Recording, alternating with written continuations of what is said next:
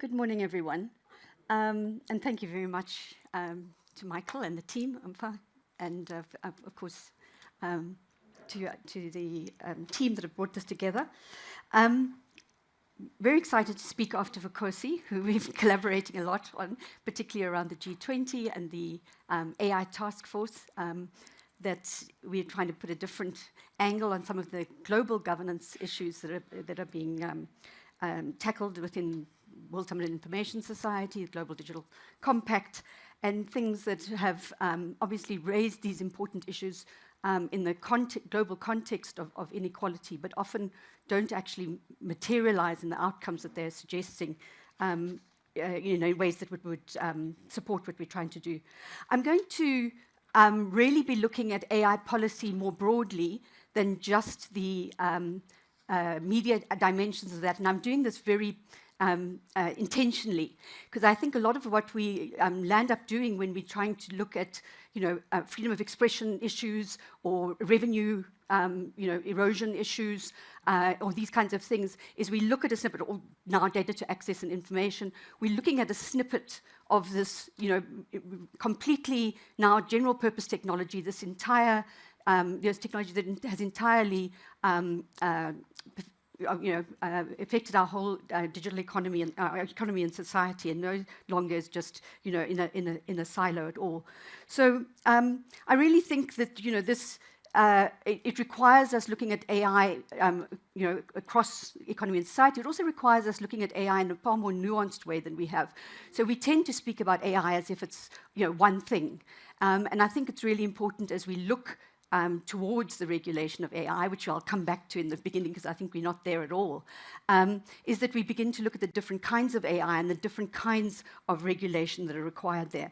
I also think it's really important to look at the issues that we tend to look at this at a kind of national policy level, but in fact, a lot of the conditions under which we can operate are really globally determined. And a lot of the solutions that we've got, despite national successes that we were told about from the information regulator and the competition commission, which of course we applaud, and I think can be brought into collaborative efforts, is that many of these challenges can only be addressed at a global governance level, and so it's really important that we are more active, as African voices in forums of global governance, in multilateral forums, which obviously we support, but are not necessarily producing the best outcomes for Africa at the moment.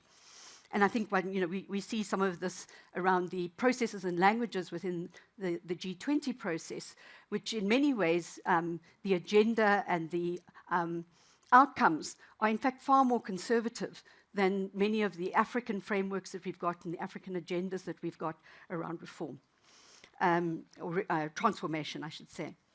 So I think it's also important that we get this kind of broader understanding of the sort of political economy of AI as it's developing, and of course of the different donor, multilateral and development agendas and priorities that are being driven across the continent, and also that we look at what our resistance and our adoption and promotion of certain of these issues are.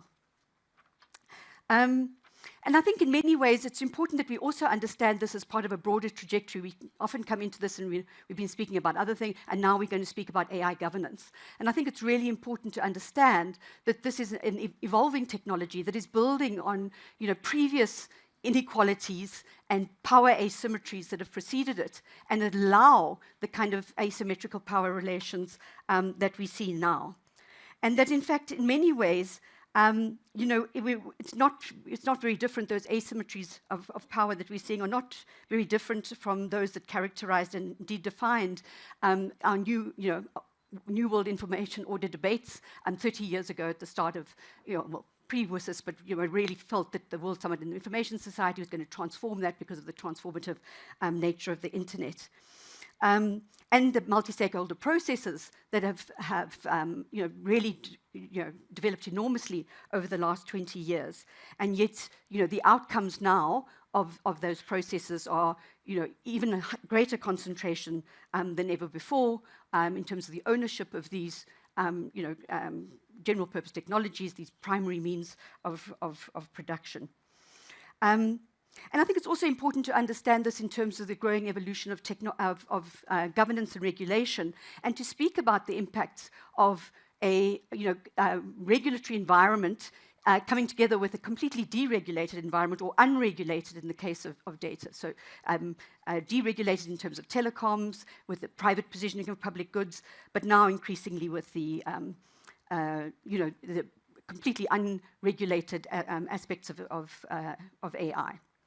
And I think just to remind us of that, I don't know if any of you are tech policy press followers, but the very interesting most recent podcast by Peter Thornburg and Justice Utemark, by Tech Policy Press interviewing them on a book called Seeing Like a Platform, an inquiry into the conditions of digital modernity and epistemology, technology, politics in digital modernity. And I think it's really the kind of continuities that we're seeing.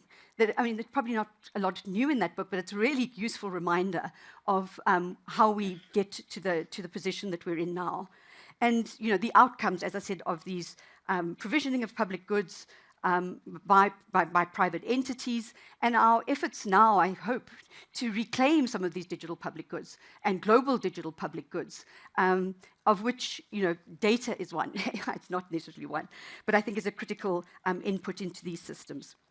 So, I think just to say that there's a lot of the current sort of dominant paradigm is focusing on a kind of light touch. I think there's been examples, and I'll come back to them now again, of different regional responses to this.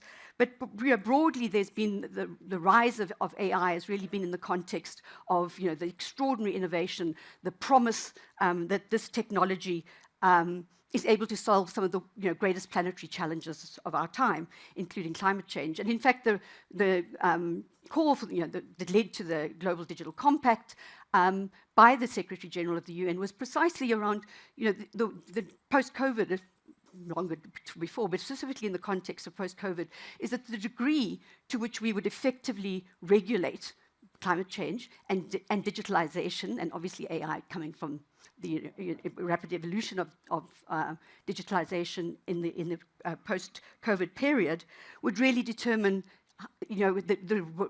which way we went in terms of digital inequality going forward, which way we'd go in terms of equality going forward. And so I think while there are extraordinary examples of the potential of AI, I think the overwhelming evidence is that systemically there's more evidence of harm that is being caused at the moment from AI. And that's not only the harms that we've kind of traditionally speak about in terms of breaches of privacy and those kinds of things. I think we're seeing more and more as we move into different kinds of generative AI, agentic AI, this anthropomorphic chatbots that we've got now, where people are actually youth, children, people who are isolated are actually beginning to treat these as human people and just facing severe harms and even suicide and these kinds of things. So this kind of technology with these kinds of implications would ordinarily face extensive regulation before it went to market. And so I think although we've got a system within our data protection systems and privacy focused, quite individualized focused regulation, we've got some protections on some of those things.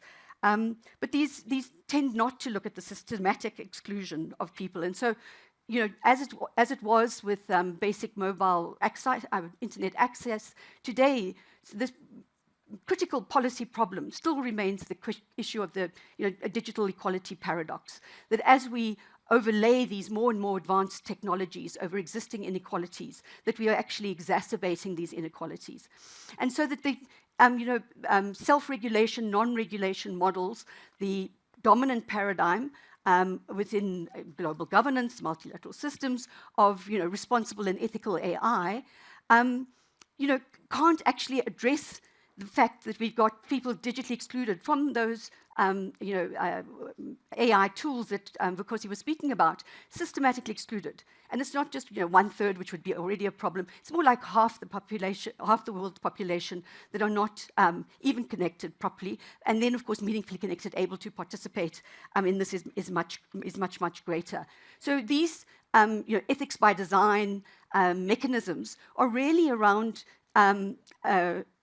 placing the onus on producers of AI to self-regulate or to design stuff in such a way that you don't have to do any regulation because it happens by design. But we actually know from these massive audits done by people like Abebe Behani that are looking at systematic invisibility of people, underrepresentation, discrimination of people simply by not coming up in these data sets. So you can't do an ethics by design fix on the biases in these algorithms because the data is simply not there for Africa. Africa is simply largely, and people of African descent in many parts of the world are simply invisible from these technologies.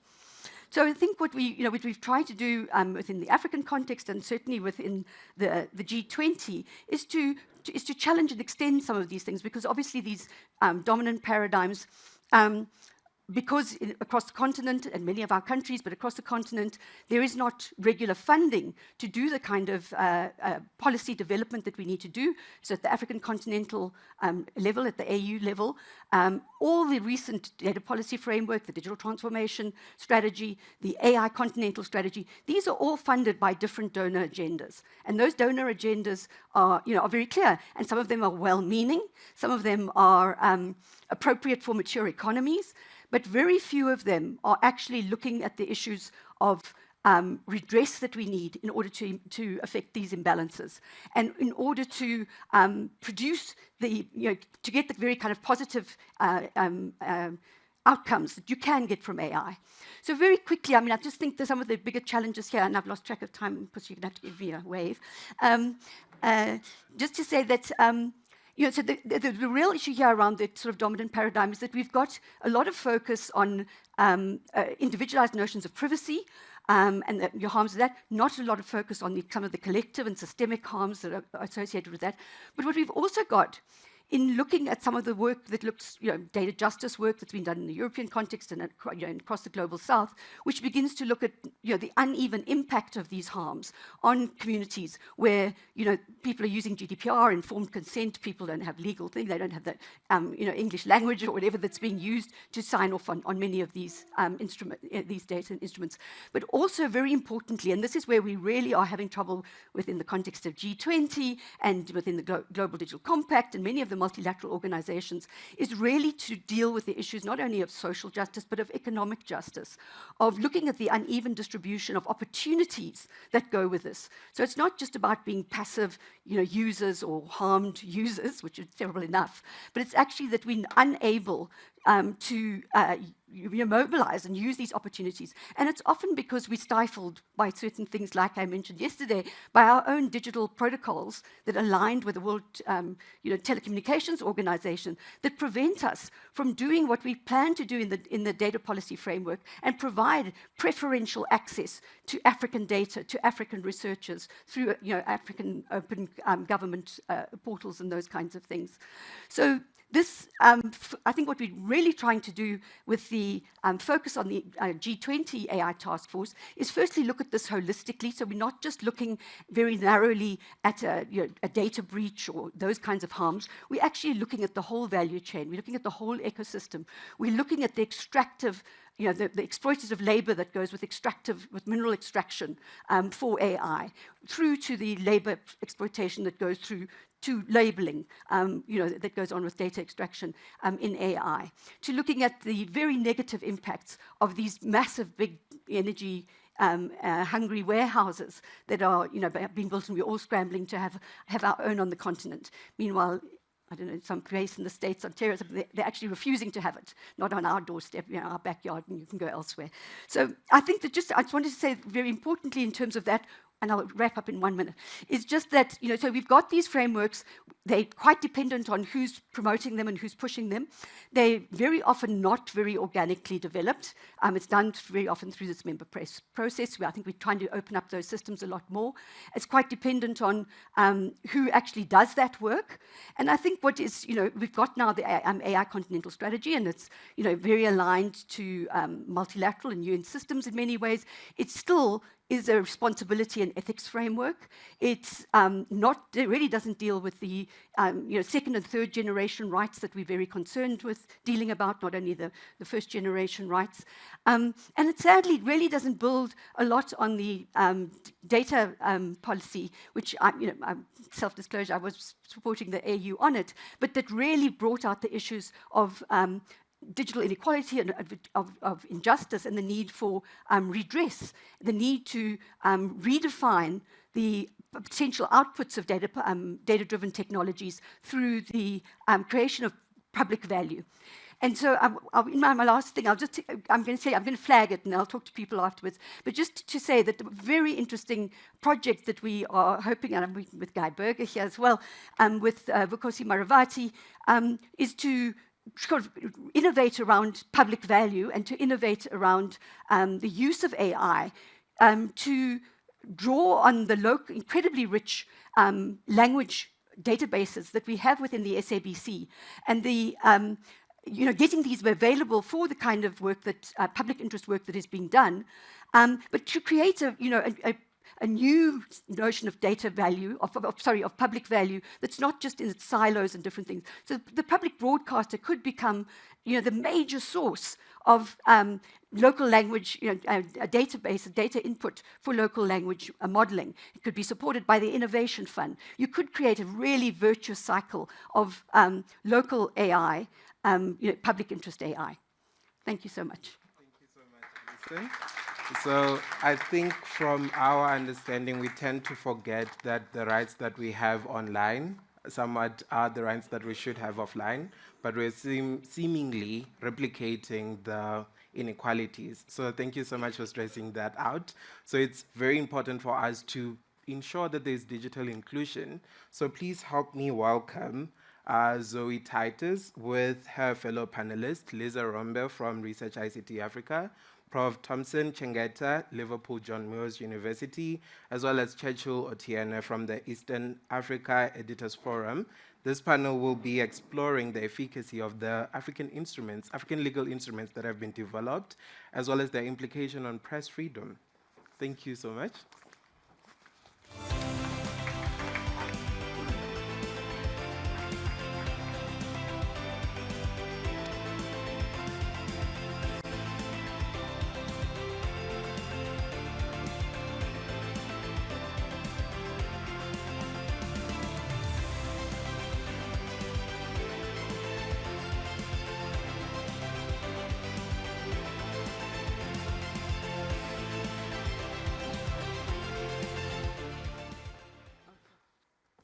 Good morning, everyone.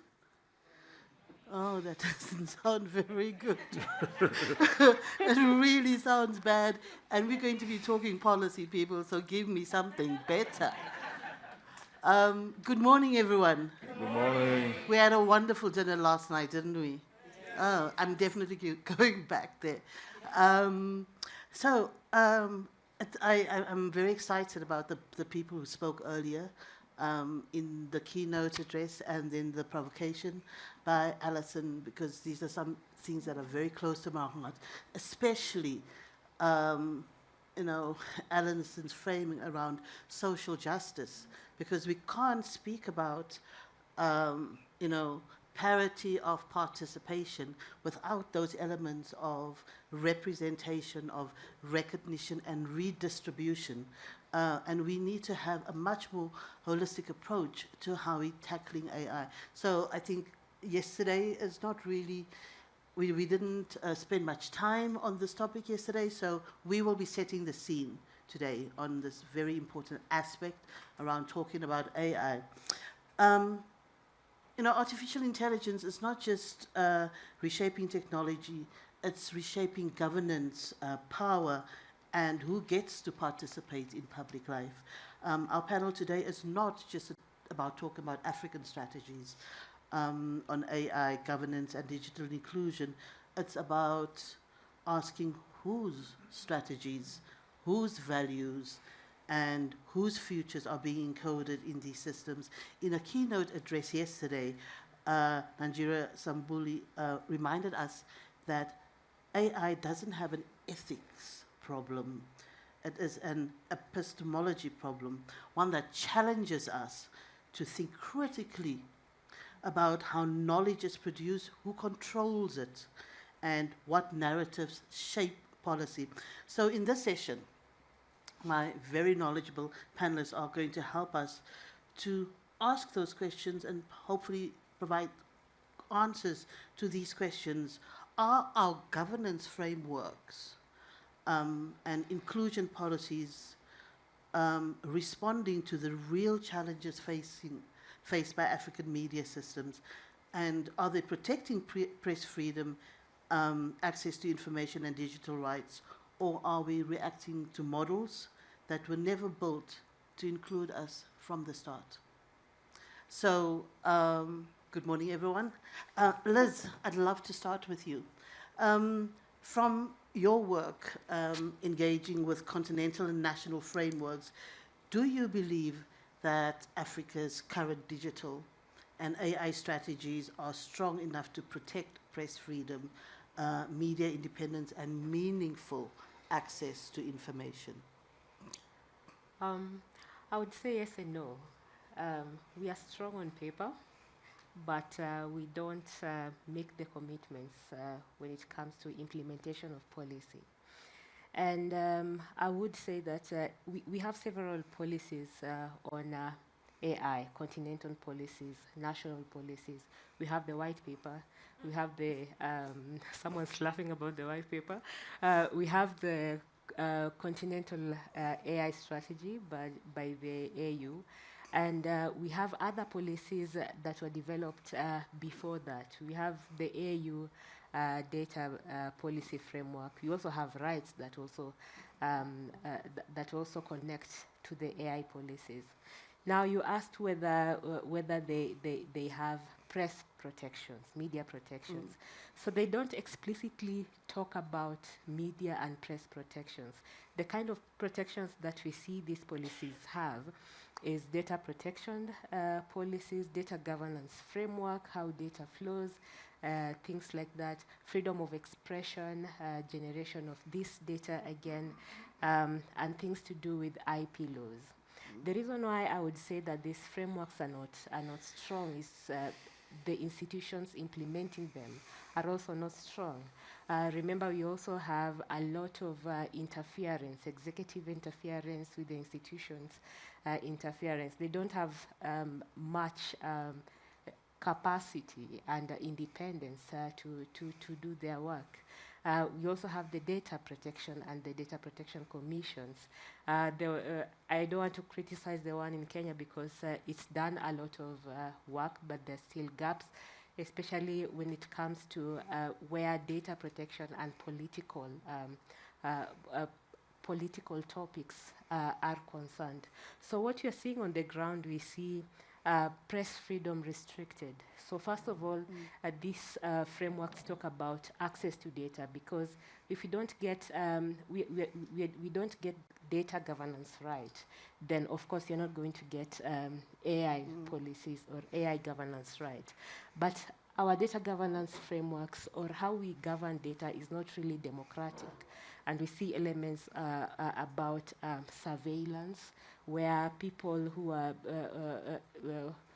active or critical of the government, they are being trailed on, arrested, and intimidated.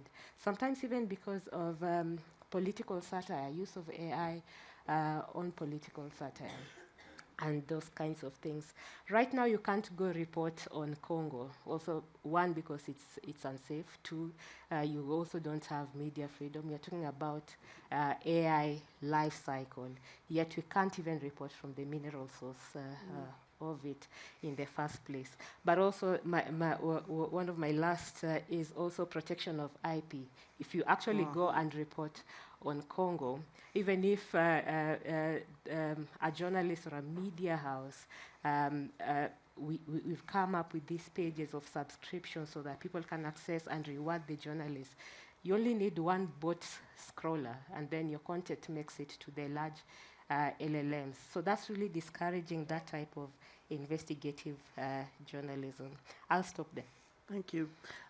Thompson, you have worked to a large extent on designing these policies, looking at it from legal, human rights space perspectives. But based on your work, especially with the African Union, the African Commission for Human and People's Rights, and the UN as well, do you think that Africa's legal and policy frameworks, particularly on AI, are adequately equipped to safeguard, the right to access to information, the right to press freedom, and information in general in the digital era? Thank you very much for that question, our moderator, and a very good morning, ladies and gentlemen. I would like to start by saying I will try to respond to that question in 4 ways. I'll try to have like 4 points. Reason why I'm timing myself that so that briefly I can be able to articulate that. Otherwise, as a villager, as I said, sometimes I talk and talk until cows come back home. Now, the first thing which I should mention as an international lawyer is to say whatever I'm saying now is not, I'm not speaking on behalf of the African Commission, I'm not speaking on behalf of the UN or any other organization that I'm affiliated with. It's my personal views that I'm articulating, although they are reflected in some of the reports that you saw mentioned.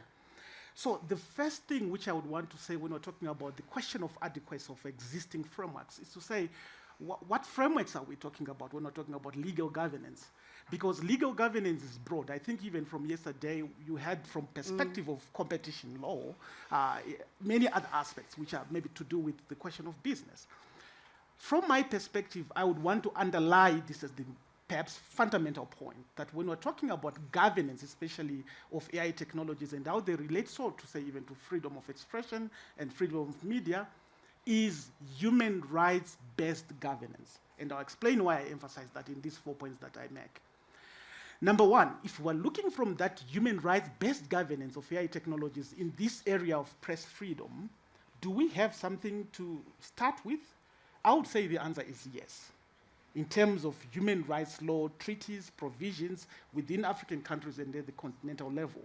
Why I want to emphasize the importance of these regimes that are existing already is that although AI is a new era, a new issue that we're dealing with, I've been told, this is my grandmother from the village, she usually says, if a cockroach wants to rule the chicken, it must start first by valuing its own wings to say it can be able to do it. So we have the African Charter on Human and People's Rights. That charter, if you compare it to many other human rights treaties across the globe, it is one of the best, I would want to say that. Some of the issues that we face, for example, in terms of inequality, in terms of exploitation that comes with this technology, the African Charter already have rights that are specifically addressing that. And I would want to say we need to focus on that. When we talk, for example, the freedom of simply saying we should not be exploited, and we were talking about the question of data, most of the technologies that are being developed, they're developed on data. That's the lifeblood of AI. Who is really benefiting from this particular development of these technologies? I don't think we are all having this benefit. So first of all, yes, I would say there is a foundation that is already there. The second question when we're talking about adequacy as a second point is to say, although we have this African Charter, by the way, before I go to this second point, let me say this. Sometimes it's our fault as lawyers. We always think we're the most clever ones, like no one else can understand. No, the African Charter is written in plain language, really accessible.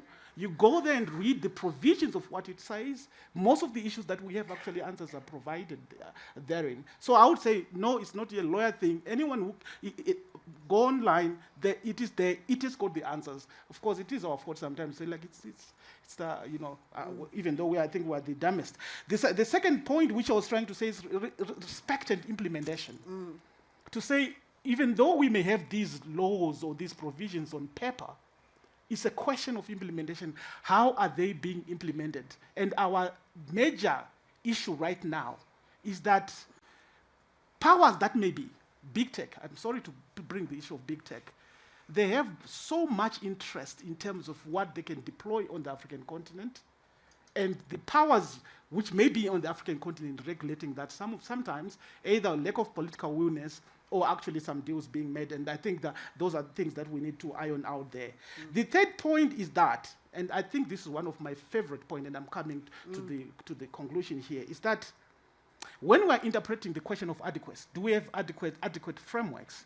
For me, I'm saying, can we interpret the question of adequacy in terms of real impact on real human beings? When we're saying press freedom, for example, we're not claiming to say we want press freedom, we want protection, we leave the important bit of the sentence, which is, it is for the purposes of protecting real human beings on the ground. And by real human beings, I don't only mean people in this room, whom I will say most of us maybe were elites. I'm talking about everybody. Peoples in the villages. And here I'll end with this story from my grandmother. When we were doing the African Commission research on study on AI and its implications on human rights, I went to Chivi, which is my village in Zimbabwe, in Masvingo, and I'm really explaining to my grandmother, I like talking, explaining to her to say, well, the reason why I came is we're doing also this, whatever AI and stuff, I'm explaining to her, and what it would mean for rights. And she intently looking me dead in the eye, listening to what I was saying. After I had explained to her, her question to me was, so did you say that you're going to buy me the maize seeds which I want for this coming crop?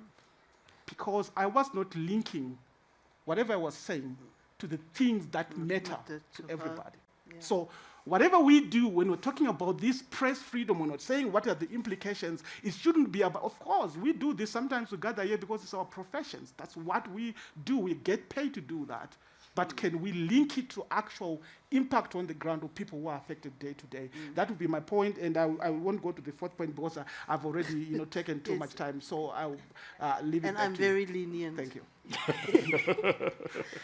Churchill, coming to you, are we seeing, and now we're bringing this to journalism, are we seeing Continental, from the perspective of leading editorial institutions, how are newsrooms across the continent experiencing the impacts of AI and on issues like, let's say, content production, business models, or editorial independence for that matter?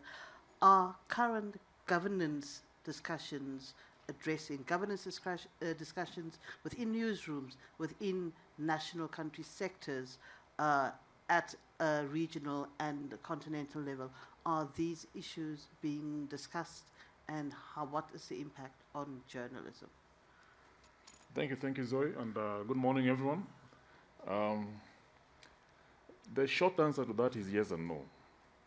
Yeah, mostly because at a fairly broad level, we find that when we engage in different territories in Africa, the AI conversations tends to be one driven mostly by the ICT sector, ICT authorities, ICT ministries.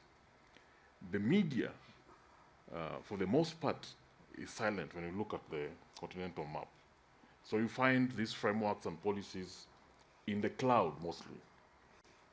But when you go on ground, it doesn't manifest as strongly and as importantly.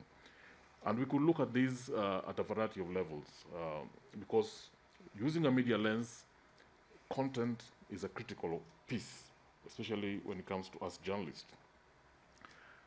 When I talk to editors across Africa, two groups seem to begin to emerge.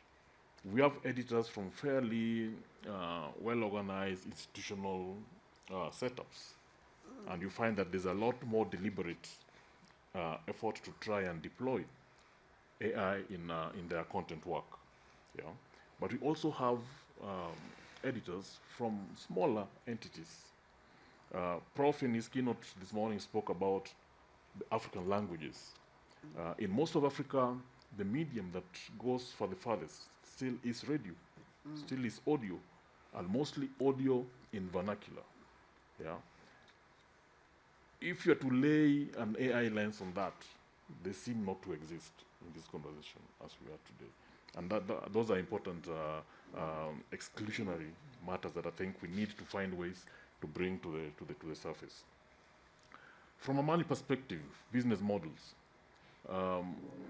it goes to the core of whether journalism can continue to happen or not, especially so in Africa, where in many of our populations, there is power dynamics that sometimes de-emphasize the voice of the citizen or even delegitimize questioning of authority.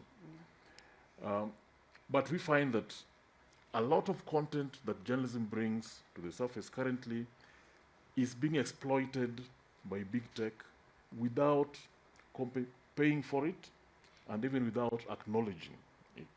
And in many times, and many more often than not, sometimes even the creators of that content are not aware that their content is being exploited in this manner.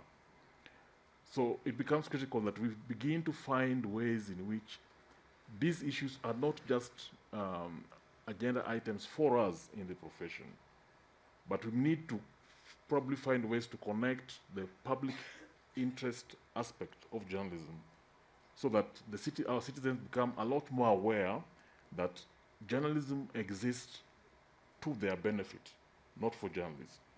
Today, in many spaces, mostly because of the reality that authorities, governments, politicians today can speak straight to their audiences, not all citizens see the clear value that journalism brings to the table. And I think part of that job is ours, to educate and create awareness on the role, the increasing role that journalism must play in that aspect. But going with it, also, the need to help citizens and the public recognize the shifting landscape that we need to operate in, the place of data in all that mix, and therefore the place of AI in defining their lives moving forward. Thank you. But just, I want to follow up on that. So, I mean, how do we ensure that that public interest journalism itself, as we understand it, isn't sidelined in AI strategies, in AI strategy development, and that it, because this is where we come from, and this is our policy activism agenda, that it remains at the core of democratic governance, democratic institutions, you know, and the kind of world that we're trying to build. I think the first way is a posture issue for me. Traditionally, journalism and journalists have looked at ourselves as different from the rest of society. And therefore, it's rare that we invite other stakeholders into our conversations, into our issues. The first manifestation of that is that the challenges that we're currently having to confront, we are very, very clear what those challenges are. Is the public as clear as ourselves of those challenges? When you look at the spaces that we control, the content that we push out every single day, how much of that speaks to AI, how much of that speaks to the place of journalism? So finding ways, clever ways to carry the citizens with us as we confront this, I think, is the first critical thing we must do. The second one is a question of organizing. It's often said that power is never given, it's taken. All this conversation is about power dynamics.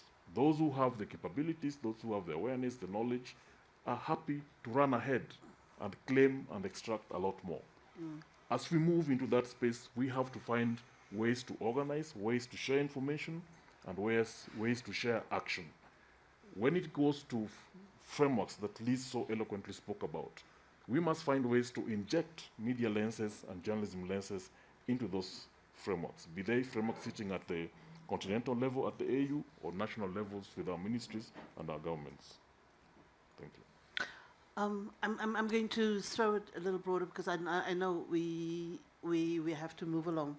I'm going to pose this one to you, Thompson, but Liz, please feel free to add your view. We've discussed policy frameworks, and thank you for giving us the grounding on that. Policy frameworks and legal rights. But what does real agency look like for African actors in shaping our digital futures? Are we mostly reacting to external agendas?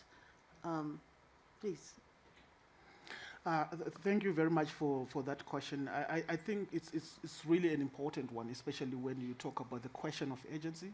And for me, when I say agents, I again interpret it broadly to include everybody. By everybody, every people from all walks of life, not only people who can have access to the turbo here. But commenting on the question to say, are we reacting to external agendas? For me, I think largely yes.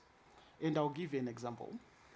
Most African nations have been adopting, for example, AI national strategies and policies.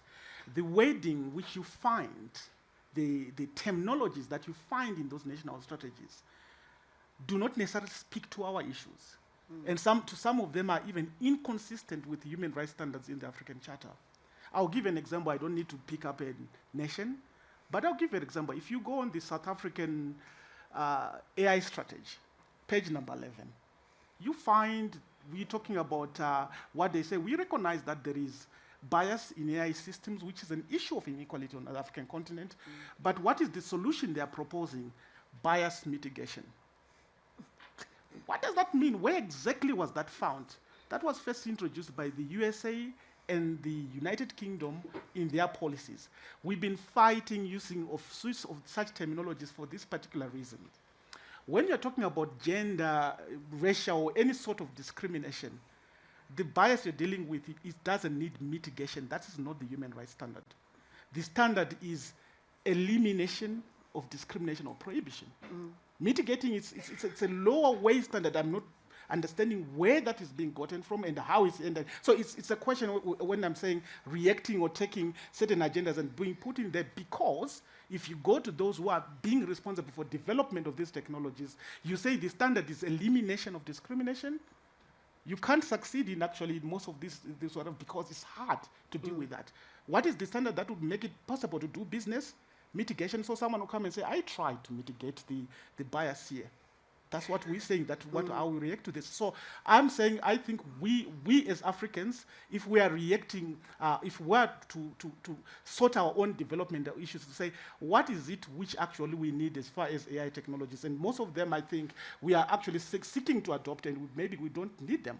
Sometimes I even say to someone, are we in short of journalists on the African continent that maybe now we are saying we need AI systems to be producing and writing things for us? Is that actually needed? Or are things which are simply saying, oh, we don't want to be left behind? Or people will say, oh, yeah, we have AI tutors, for example, in classrooms. Are we in shortage of teachers on the African continent? We don't have that problem. We have the problem of paying teachers, not a problem of not having teachers who can teach. That human touch. So I'll say, yeah, when I look at the way we are reacting to AI, it's reactionary, or simply saying we need to catch up without necessarily actually looking what are the developmental issues that are actually needed in Africa. And I thought maybe you would want to add something, because you work specifically on issues of data ownership and systemic inequality. Yeah, for sure. When you were talking about bringing our grandmothers into this conversation, I was thinking, do they really own their data? Because data protection is about you deciding who that data is going to go to, what part of that data is going to go to, who is going to go to, and what are they going to do it with. Now, we have that on paper, on data protection laws, but on implementation, we have we don't have it. When you ask someone in the village, and even elites, whether they own their data, they will tell you no. They will tell you that they've been ticking boxes for access to particular services here and there. And you'll see these predatory practices, finance lending corporations. in Kenya, we have a huge problem where people really need credit and they have to give permissions to access data. And in the end, someone calls you about someone else who lended money and you don't even know that person because you are in their contact list. And it keeps going on and on. So we have it in paper, we don't have it being implemented. And even on the ground, people still don't understand what data ownership means. We can't blame it on people. We blame it on how we craft these policies and how we actually implement them for people to understand what rights they actually have.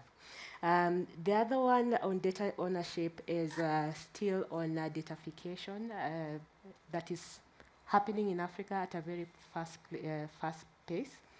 We are seeing the development organizations like UN, World Bank, and all that are advocating for digital public infrastructure.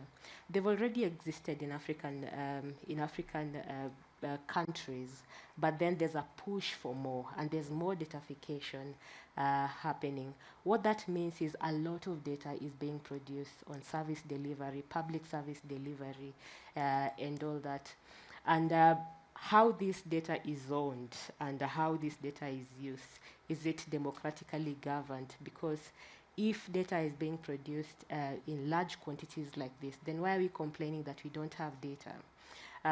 There's this study that we did with Prof Guy, looking at the appetite of data access for researchers. What we found there, because what we tried, the first aim of the research was to look at whether researchers were interested in getting data that was going outside. But the other question that was posed by industry players was that we can't even access data that is in the country and in the continents. First of all, it's being stored in silos, so there's no open access there. And you don't even have policies on data governance on how we can access which data to protect, what kinds of protections, what kind of opening up infrastructures that we have. So we have lots of resources when it comes to data, but we actually don't own it because the governance frameworks there are not crafted in a way that it's a public institution holding data on public interest and for the public, and so it should release it out for other stakeholders to use that. The other notion on data ownership is we've make it look like corporate ownership. There's a lot of corporate who own this data, and even government ownership that owns this data. And conversations where we talk about opening up this data, it's always private sector open up for innovation. But you have all these players, even civil society players, journalists for public good, who can actually get this data extracted for public value, non-profit value. I think with AI, and coming from the US Silicon Valley, everything to deal with data resources or AI resources, we've always analyzed it from a corporation value or a private sector value. How about we start looking at this infrastructure as being owned or can be used, accessed, and even innovated upon by a wide sector of institutions, including civil society, journalists themselves, people acting on public good. The other thing that I would like to touch, and not without stretching on time, is epistemic inequalities. And here I'd like to talk about access. In the policy world, we usually say that we can't talk about emerging technology and data technology when we don't talk about inequalities of access, because that means that the data that you're even getting, it reflects the lived limitations and disadvantages that people live with.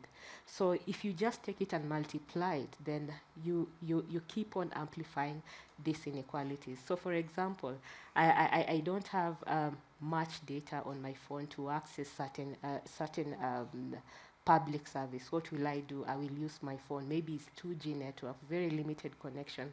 I use it at night. And then when you come to analyze the data, you'll say, oh, these people usually get these services at this time of the day when the bundles are very low. Then you start giving me products at the end of the night, in the middle of the night, instead of me frequently coming and getting those products. The other example is men and women going to look for job search on Google. We also find those kinds of discrimination there because this data is amplified from our lived realities and only looking at market perspectives instead of looking of how we can distribute values and actually empower societies that were marginalized. Yeah. Thanks, Liz. I would not be doing my job if I did not remind us or let you know that there is an ongoing process at the moment around working with the Special Rapporteur on freedom of expression and access to information on guidelines on access to data. Because a colleague and friend reminded us just yesterday, in amongst all of these things that we are discussing, if we don't have access to data, we cannot develop African AI. So with that said, Ompa, do we have time for a few questions? We'll keep it short and sweet. Okay. 1, 2, 3. Thank you. This is an excellent panel and obviously crucially important questions. You know, as I've said, I'm optimistic about the potential of AI, but, and there are lots of buts. One of the things that concerns me is silos of language models, right? The left-wing model, the right-wing model, the North Korean model, the South Korean model, the Israeli model, the Egyptian model. Is that good? Is that bad? I tend to get a little bit suspicious of that. But there's no question, any of us who are developing things, we start with what we know, right? So as a company in the United States, we start with what we know as that country, as that language. And you try to progress from there, and hopefully you do it with wisdom and principle. Google Translate was better in English, and then next it was better in Spanish, and who knows when it will be good in Norwegian or Polish, right? So we understand this. This is a key issue. I think your point about bias mitigation is a very good one. But as I've also said, I don't trust governments. And we need to be aware. They've got their own political perspectives, and they will change. So we need to be cautious. So my question to you is this. How do we address this notion of cross-border knowledge, right? What are our objectives that would drive us to go, not just we need our own sovereign silos of thought, but try to address the differences and understandings across the world. I know every time I come to Africa, I realize yet again how little America understands about Africa, right? So how do we address that would be my question to the panel. Thank you very much. Question right on top.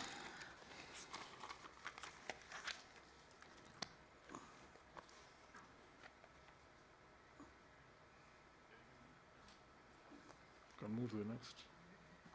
I may proceed while he's navigating the technology. Yes, please do. Yeah, my name is Deodatus Balil. I'm coming from Tanzania. I've listened to the presentation. Are you ready? Okay, hold on. Keep navigating the technology. I'm okay now. I'm okay. Just let me do it very quickly. Okay. When looking at the title of the panel, just to be provocative a little bit, I said probably it should have been exclusion rather than digital inclusion. And why I'm saying that, I mean, since yesterday we've been talking about Africa, talking about continental, talking about global south. When I see the setting in the room, and I'm talking about geography, I'm not talking about language, I'm talking about geography, maybe half of the continent is not here. When I say half of the continent, I'm talking about the Arab part of the continent. We want it, we don't want it. They are Africans, they're part of the continent. The Lusophone part of the continent, unless somebody says he's from Guinea-Bissau, okay, Bird is not here. The Francophone part of the continent, probably I only see myself, and the Francophone part of the continent is half of the continent in terms of countries. I'm talking about geography, I'm not talking about using English or using French, right? So I think somehow it's not we are reacting to capitalism or to the Western world.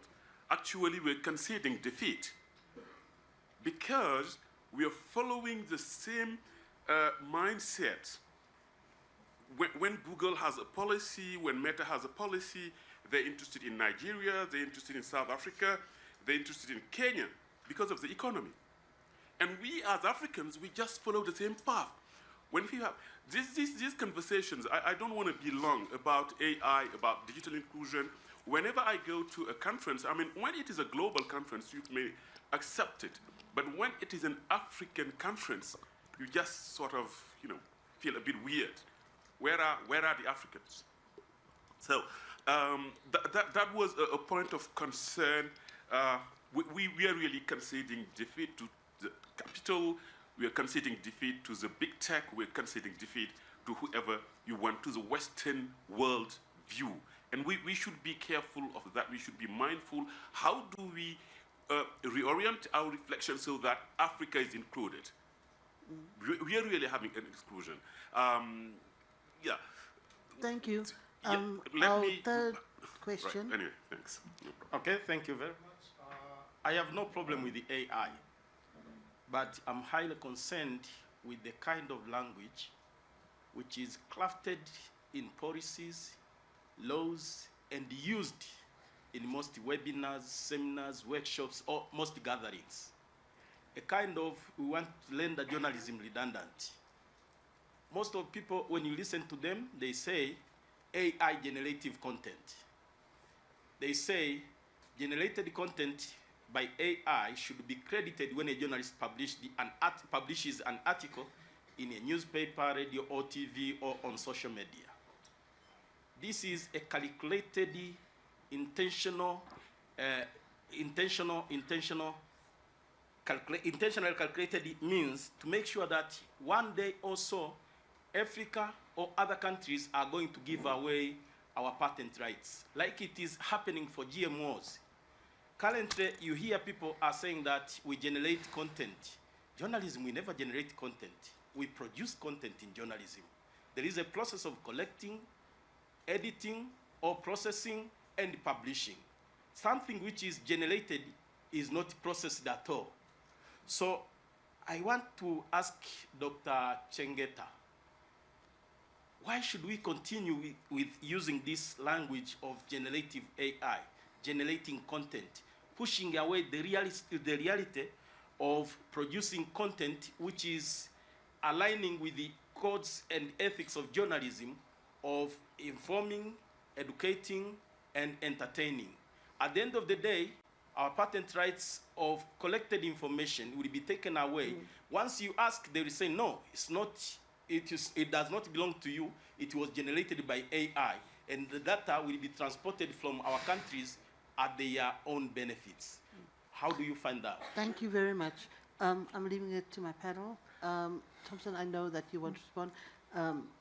Churchill, you probably have a response to the ethics question. But please, feel free. Okay, I can start on the question of LLM and how we can foster that cross-regional exchange of information. I think what you are seeing now with this other LLM development in other countries is a competition of ideologies and dominance, reacting to the dominance of the US. And rightly so, we need much more LLMs as possible, provided that we all know the foundational ideologies that they carry and how we are going to use them. To your question, I think looking at how they're being developed, of course, they require very large, very big resources. And the countries that you are naming are developing this is Saudi Arabia, of course, a rich country. You have US, you have China, and all that. How can we build open source LLM? Because I think that's the solution now. Because you have LLMs originating from governments, LLMs from corporations. You can't trust big techs with LLMs because that's a private investment coming to build that. Then how can we open up these infrastructures and build LLMs for public interest? I think that can be a solution to that. And one thing would be the way we are talking about public-funded journalism, then, or public interest and public-funded, is the way we can still also talk about data values and data infrastructures, that they can be also public-funded, that they can also be open source for everyone to use for public interest. Yeah. Thank you very much, ladies and gentlemen, also for the questions. I will start with the question again on the creation of silos. Shortly, what I would say is I agree with you, and I also share the same concerns, but I will take it a little bit also on the question of the governance part of it. When you're talking to, say, each region, especially be it Europe, Asia, the USA, have their own format they are coming up with. As an African, I think the challenge which we find in most of these forums, you then see, for example, if it's a European or a Western-held fora, there is this idea of simply saying anything coming from Asia, Russia, China, South Korea, or whatever, are the bad guys. So whatever is coming from the Western world, that's what Africa should accept. And I've seen that even publicly, the AI Safety Summit, you see there's no China, Russia, whatever, already excluded. And the idea is you're told they are bad guys. And if you ask why, do you say they're the bad guys? They'll be like, well, they don't respect human rights. I'm like, oh, well, you do, I guess. Our history with you has not been that great, but you are the ones who say you are the best guys to be dealing with this. So I understand, I really have a concern with this in terms of knowledge sharing, this epistemic injustice that happens. Already, there is the European Union Framework Convention on AI and Human Rights. It was negotiated, discussed with the US and other European countries, and it was adopted. After its adoption, now they are campaigning that African states should come and join and sign it. That's where we are at now. They're saying we want to make it now an international one, as the first convention on AI and human rights. And we're like, we're not even there when you discuss this thing, and you're saying now that's when we need to adopt it. So in terms of solutions of simply saying frameworks, we need actually our own convention framework on AI and human rights. Even if we have a base, I think we also need one that specifically deals with that. Your point on inclusion, I can't really emphasize that point enough, and I really identify with that. So in terms of inclusion, it's not only on the global level, it's also at the regional level, things which will fail at the continent, but I'll also take it further to say, even at the national level. And it's not only in terms of geography, any identifiers. Sometimes I was pleased, at least in this meeting, that we have at least good gender balance. Sometimes in most these conversations, sometimes it's all men, or there are no people living with disabilities. There are many people from different backgrounds, I think, who need to be included in these conversations. Lastly and shortly, to your point about generative AI and creation of content, I share your same concerns. Sometimes I even ask myself when we're having conferences on freedom of expression and press to say, is generative AI also a form of a journalist? Because whether we like it or not, they are also producing content. Now, here is the question where you're saying, like, yeah, it's concerning. As a professor of law, one of the things which I've not understood, if say in the academia, UK universities have already accepted that students can use AI to write assignments. All what they need to do is to acknowledge afterwards to say, I used AI to produce this content. The question is to say, was that actually produced by a human being? So you have really far-reaching questions or ethical questions that I think may need to be addressed. Yeah. And I would want to end that. Thank you. And I thought you would want to pick up on those ethical issues. Many areas come up, and I'll speak to them broadly. One thing we see very clearly with big tech is the de-emphasizing of national boundaries. Yeah, but the more we go into technology, the more we go into data and AI, the less we see ourselves as from a lens of our nationalities to more identifying ourselves as users of those technologies.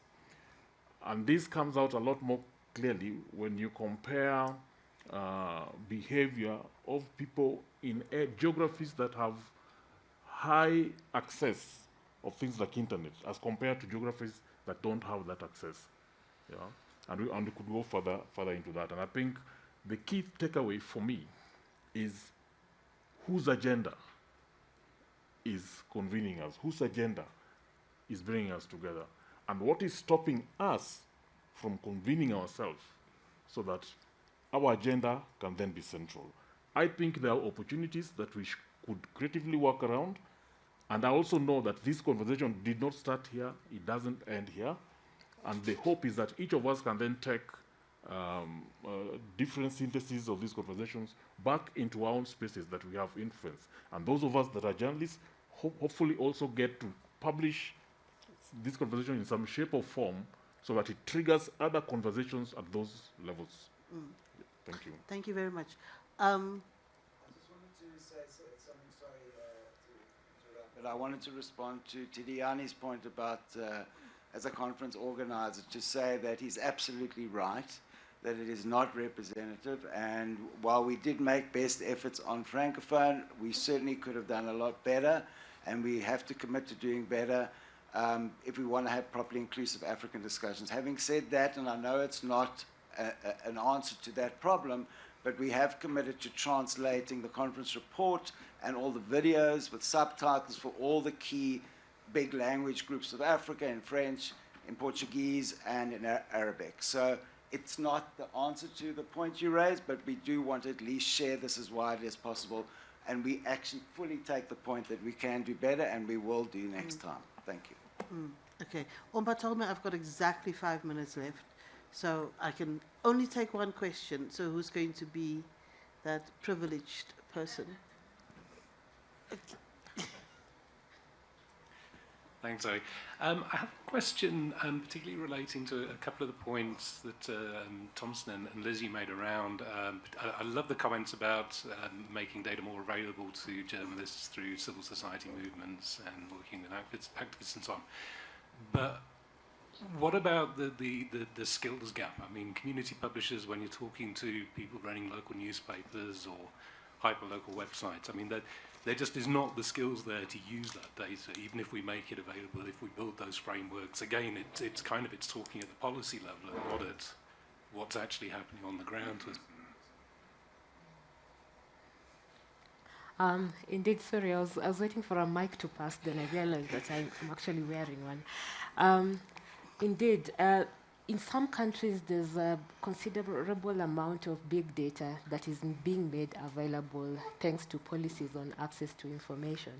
But still, we are seeing that data also not being used, and that's right.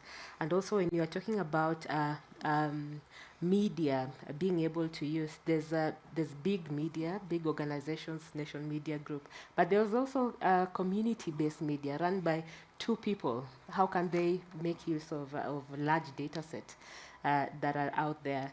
So one advantage that I'm also seeing, and there's a lot of capacity building here run by organizations that are also here on capacitating journalists and media on how to use this. I think those needs to be scaled up. A good also advantage is that we are now seeing more technologies to help us crunch this data, even from a layman, someone who doesn't understand coding, programming, can actually use some visualization and report on things that are coming out of this data. I know it's not a comprehensive solution, but there's a starting point to where we can avail this data and help the society to make value out of it.